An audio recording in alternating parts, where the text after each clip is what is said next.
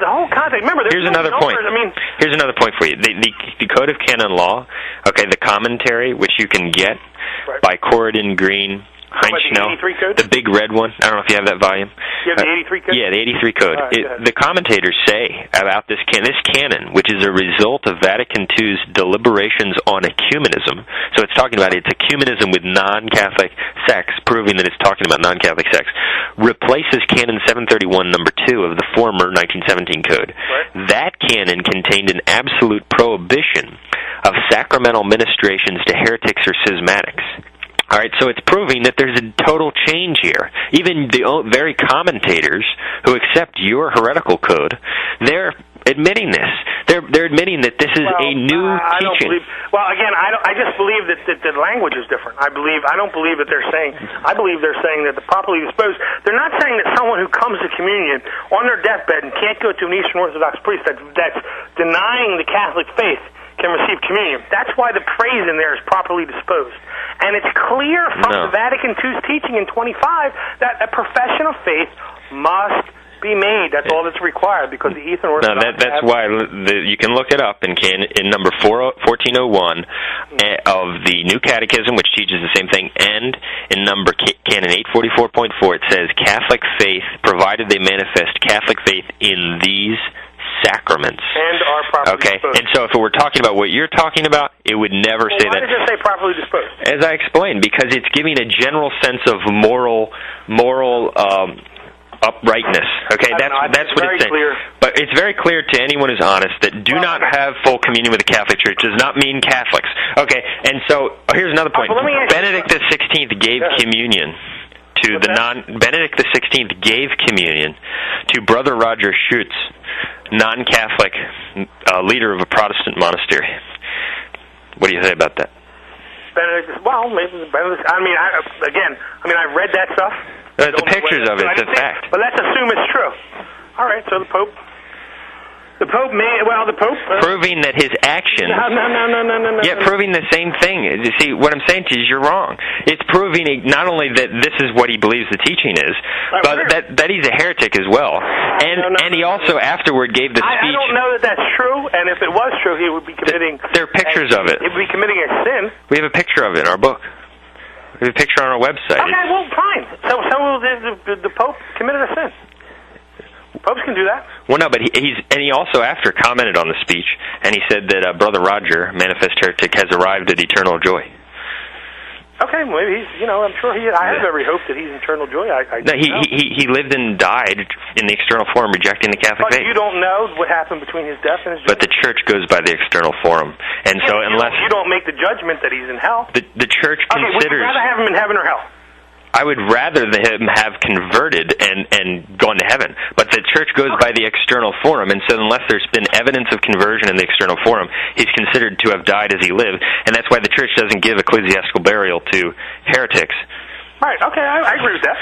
And so that proves that Benedict XVI rejects the traditional Catholic faith on salvation. Yes, it does. It does not. But, yeah, I think we've covered some different points here, and I just wanted to quote this thing again from the Benedict XVI. Well, will you at least agree to an informal discussion on Sedevacantism? Because there's a number of points that I'd like to bring up that we'll consider discussing some different aspects of.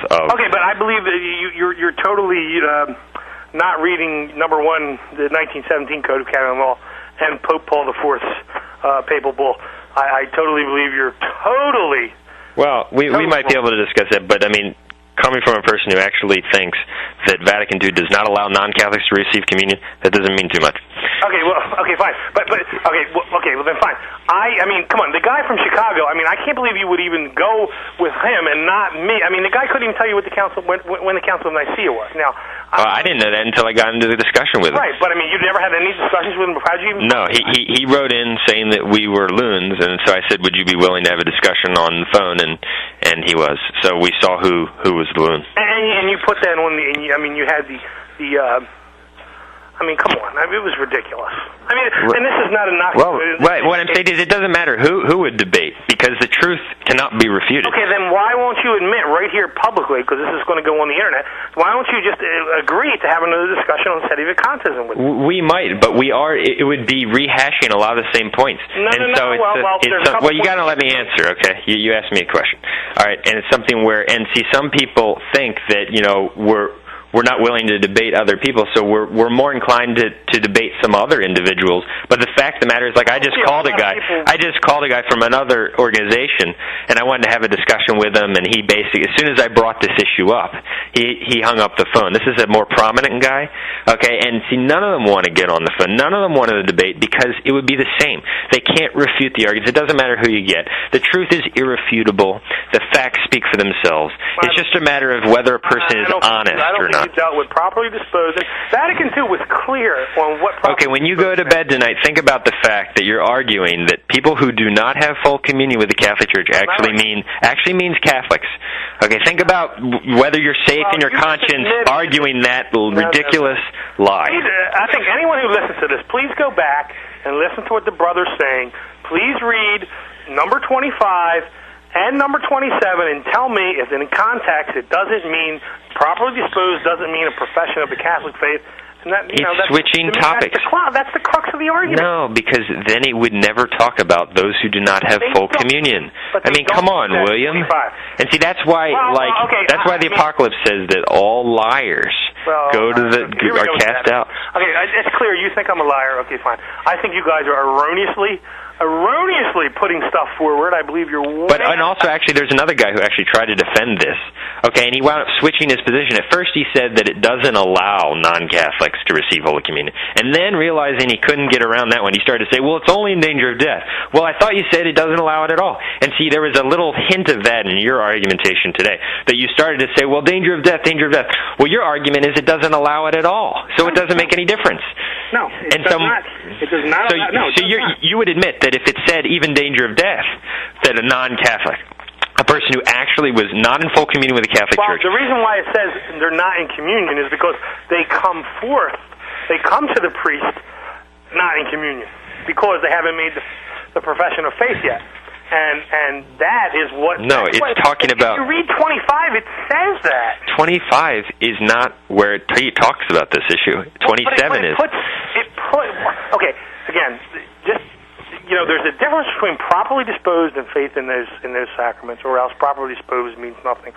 I think it's ludicrous, your argument about, well, the priest has to have some knowledge that the person's not totally immoral. Well, I don't see how the priest could even know that. William, who is it giving communion to? The answer is those who do not have full communion with the Catholic Church.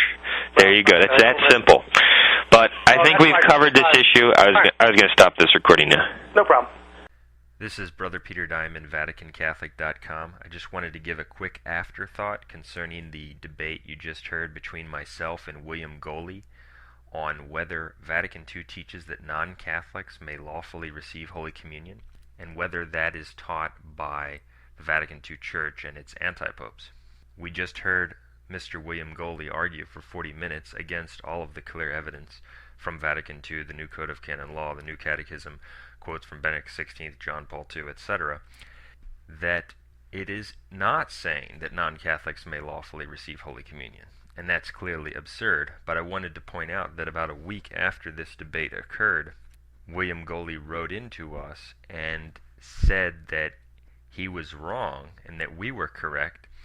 Vatican II does, in fact, teach that non-Catholics may lawfully receive Holy Communion, and so do all of these other quotes, even though he had just spent 40 minutes arguing the contrary vehemently. And so he admitted, yes, it does actually allow that, but instead of acknowledging, therefore, that Vatican II's teaching is heretical and false, he was now arguing that it's okay to teach that non-Catholics may lawfully receive Holy Communion, and even wanted to argue and debate for the lawfulness of that teaching. And so I wanted to point out that it's an interesting example of how the defenders of Vatican II are completely dishonest. They will vehemently deny that Vatican II teaches something, even though the evidence clearly proves that it does. But once they are refuted or they hit a dead end, Instead of acknowledging the truth and admitting that Vatican II's teaching is false and contrary to traditional teaching, as is so clearly the case with the non-Catholics receiving Holy Communion issue, the idea was condemned by many popes. Instead of acknowledging the truth that Vatican II's teaching is false, they completely switch their position and just defend Vatican II by arguing the other side, that it's okay for non-Catholics to receive Holy Communion. It proves that the devil's dupes will always do his dirty work. He will use them and spin them around like a top, arguing one thing and then the other, as long as that which is false and evil, namely Vatican II and its anti-popes, is defended